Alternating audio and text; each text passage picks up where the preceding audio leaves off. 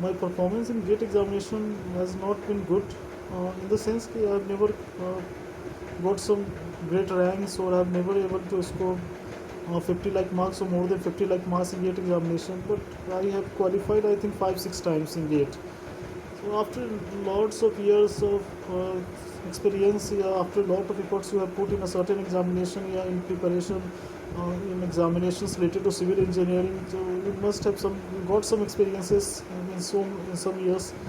So I'm just trying to say something, yeah, share some my experience, yeah, give some tips to the aspiring students for GATE. It may be useful for you, it may not be useful for you. If you find it fine for you, then follow and implement. If you do not find it right, don't follow and don't implement. It's just my experience. It's just my some tips which I have got from years. Just I am sharing with my juniors. If you follow it fine, then follow it. If you do not don't feel fine to follow it, do not follow it. Just some experience I am sharing with you. Just a simple tips to my juniors. तो अगर आप gate को Aspire कर रहे हैं, मतलब gate में अच्छा रैंक चाहते हैं, क्योंकि आपको एक चीज़ पता है कि गेट ही अब एक तरीका है जिससे आप PSU में यू कैन गेट जॉब। पहले हम लोग के समय में ऐसा नहीं, शुरू के कुछ सालों में ऐसा था कि हर PSU का इंडिपेंडेंट एग्ज़ाम होता था, फिर हुआ कि गेट के थ्रू हुआ। तो आपको पता है कि ये थोड़ा सा सही भी नहीं है सेंस में कि सारे बच्चे सेम ही बच्चे सारे, क्योंकि एक बच्चा जिनका टॉप 100 में नाम आ गया वही सारे PSU में शॉर्ट लिस्टेड होते हैं, जो बाकी नीचे के बच्चे रह जाते हैं उनके लिए जॉब अपॉर्चुनिटीज़ रहता ही नहीं है। तो ये सिस्टम थोड़ा सा अनफेयर है, सही नहीं है, लेकिन what can I do, whatever the system is existing we have to accept that. तो जो स्थिति है उसी के अनुसार अपने आप को ढालना पड़ता है, जो स्थितियाँ उसी अनुसार अपने आप को ढालिए और उसके लिए लड़िए, जूझिए और जॉब पाइए। तो इम्पॉर्टेंट चीज़ ये है कि जो मेरा कहना है कि गेट के लिए सबसे पहले तो आप 3rd ईयर से प्रिपरेशन स्टार्ट कर दीजिए। 3rd ईयर से प्रिपरेशन, हाँ बिल्कुल। उसके बाद आप उसका जो सिलेबस है ना गेट के लिए, आपका जो सब्जेक्ट है सिविल मैकेनिक, उसका सिलेबस आपके दिमाग बिल्कुल क्लियर होना चाहिए। मतलब हम बार बार इस बात को कहेंगे, सिलेबस आपको गेट का पता होना चाहिए, उसका अपर लिमिट और लोअर लिमिट सिलेबस का पता होना चाहिए। उसके बाद आप क्या कीजिए कि प्रीवियस ईयर क्वेश्चन लाइए, प्रीवियस ईयर से क्वेश्चन लाइए 10-20 ईयर्स का, उसको अच्छे से एनालाइज कीजिए और देखिए कि किस टॉपिक से और किस टाइप का क्वेश्चन बार बार पूछा जा रहा है। ये सिर्फ गेट के लिए नहीं है, हर एक एग्जाम में आप देखिएगा कि कुछ जो क्वेश्चन है उस सर्टेन एग्जाम का एकदम फेवरेट है भाई, हर साल वो क्वेश्चन आना है। हर एग्ज़ाम का एक मतलब वो रहता है ना कि मतलब कि भाई इस एग्ज़ाम में ये क्वेश्चन तो आना, इस ये टॉपिक से तो क्वेश्चन आना ही है। तो आप एकदम ध्यान से एनालाइज प्रीवियस ईयर देखने का यही मतलब है कि आपको पता चले कि कौन सा क्वेश्चन बार बार रिपीट हो रहा है, या कौन सा टॉपिक जो है जो इस एग्ज़ाम का एकदम फेवरेट रहा है, मतलब 10 ईयर 20 ईयर से बार बार इससे क्वेश्चन है, उसको सेपरेट कीजिए, क्योंकि आपको पता है कि इस पर फोकस आपको अच्छे से करना है। हो गया ये काम। उसके बाद हमेशा याद रखिए गेट में MCQ और नॉन MCQ। इसमें MCQ करने के सेंस कि ऑप्शन वाले भी क्वेश्चन रहते हैं और कुछ में आंसर फिल भी करना पड़ता है। तो आंसर फिल में तो एक जो चीज़ है कि उसमें एक्यूरेसी चाहिए, सवाल बनाइएगा सही बनाइएगा तो ही आपको मार्क्स मिलेगा, इसमें तो आप ला सकते नहीं। और जो MCQ है मल्टीपल, उसमें 2 तरह के होते हैं, 2 मार्क्स के, 1 मार्क्स के होते हैं। एक में 1/3 होता है, इसमें 2/3 होता है। तो याद रहे कि जो गेट है ना, उसमें जितने तेज़ी से आपका मार्क्स बढ़ता है उतने तेज़ी से आपका मार्क्स ख़त्म भी होता है, और हमको इस चीज़ का एक्सपीरियंस है। तो वो जो 2/3 2 मार्क्स का नेगेटिव 0.66 होता है, आप 1 मार्क्स क्वेश्चन वाले में आप नंबर को एक्यूमुलेट करते जाइएगा, और जो 2 मार्क्स में आप इतना रॉन्ग कर दीजिएगा कि पता चले कि आपका रिजल्ट अराउंड 0 ना हो जाए। इस बात का ध्यान रखिएगा, निगेटिव मार्किंग गेट में बहुत इंपॉर्टेंट है, इसको एकदम ध्यान रख लिया। तो ठीक है। उसके बाद ये तो हुआ सिलेबस, फिर क्वेश्चन टॉपिक्स आप एनालाइज करते हैं, वो सिलेबस है, प्रीवियस ईयर है, आप उसको बांट दिए। फिर आप उसके जो आपको तो फिर अपने को पार्ट वाइज है, जो आपका स्ट्रॉन्ग टॉपिक्स है उसको आप देखिएगा कि उससे क्वेश्चन कितना आता है।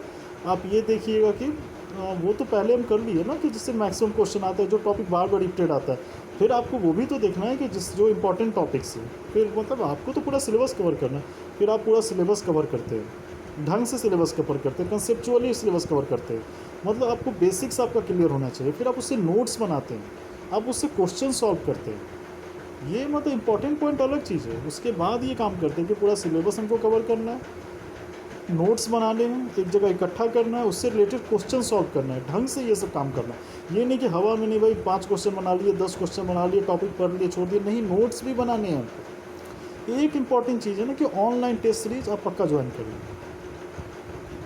अगर पॉसिबल है ना तो ऑनलाइन टेस्ट सीरीज पक्का ज्वाइन करिए, मॉक टेस्ट पेपर दे और कंटिन्यूसली फीडबैक ले, आपका मिस्टेक कहाँ हो रहा है, किस टॉपिक में हो रहा है, कंटिन्यूसली फीडबैक लीजिए। उस टॉपिक को जहाँ से प्रॉब्लम आ रहा है उसको फिर से पढ़िए, फिर से उससे रिलेटेड क्वेश्चन सॉल्व कीजिए, भागिए मत। ये एक एग्ज़ाम के लिए नहीं है, हर एग्ज़ाम में आपको काम आएगा। मॉक टेस्ट पेपर सॉल्व करना, ऑनलाइन टेस्ट सीरीज सॉल्व करना, और जिस पोर्शन में आपको लग रहा है बार बार मिस्टेक हो रहा है तो उसको बार बार पढ़िए, उससे रिलेटेड क्वेश्चन को बार बार सॉल्व कीजिए। ये फीडबैक, ये एनालिसिस ही आपका उस टॉपिक में आपका डेप्थ बढ़ाएगा और आपके कंसेप्ट्स को क्लियर करेगा। ये गलती नहीं करना है कि मतलब छोड़ना नहीं है, मतलब उसको बार बार सही करते जाना है। ये एग्ज़ाम तक हुआ तो ठीक है, अब एग्ज़ाम तक भी अगर उस टॉपिक में आपका सुधार नहीं आ रहा है तो उसको भूल जाइए। अब एग्ज़ाम में जाके एक्सपेरिमेंट तो करना नहीं होता, वो बात पहले ही अब क्लियर हो जाए कि उस टॉपिक का क्वेश्चन तो आपसे बनेगा नहीं, तो उसको छूना नहीं है। टाइम मैनेजमेंट भी कोई चीज़ होता है, मतलब कहने का सेंस नहीं कि अब जाके उसमें वेस्ट मत कीजिए अपना टाइम। एग्ज़ाम तक तो आप पूरा ट्राई कीजिए कि उस टॉपिक का स्ट्रॉन्ग करना है, स्ट्रॉन्ग करना है, स्ट्रॉन्ग करना है।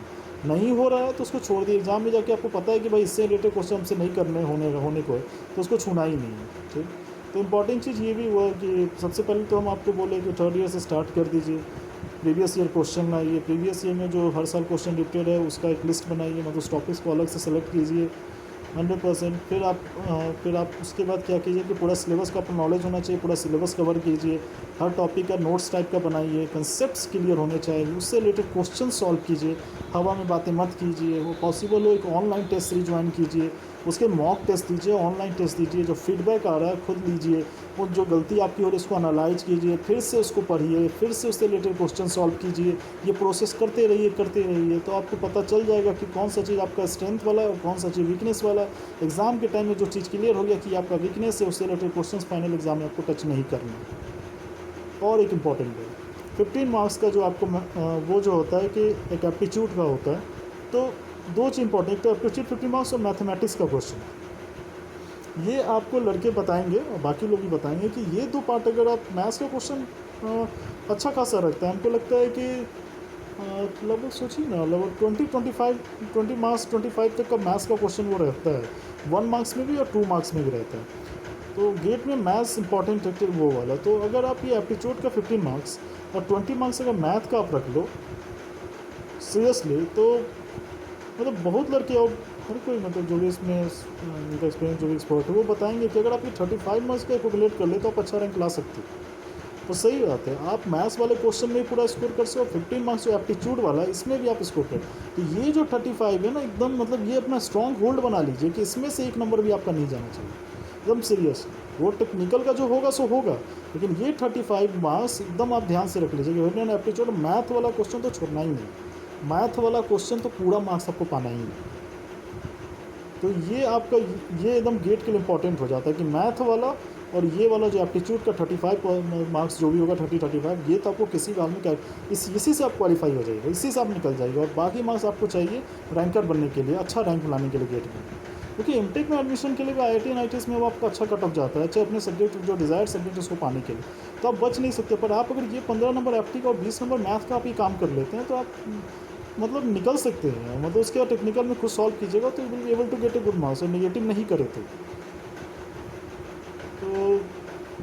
यही मतलब हम अपने एक्सपीरियंस से यही आपको कुछ टिप्स देना, मतलब जो हमको लगा कि शेयर करना चाहिए आप शेयर देते।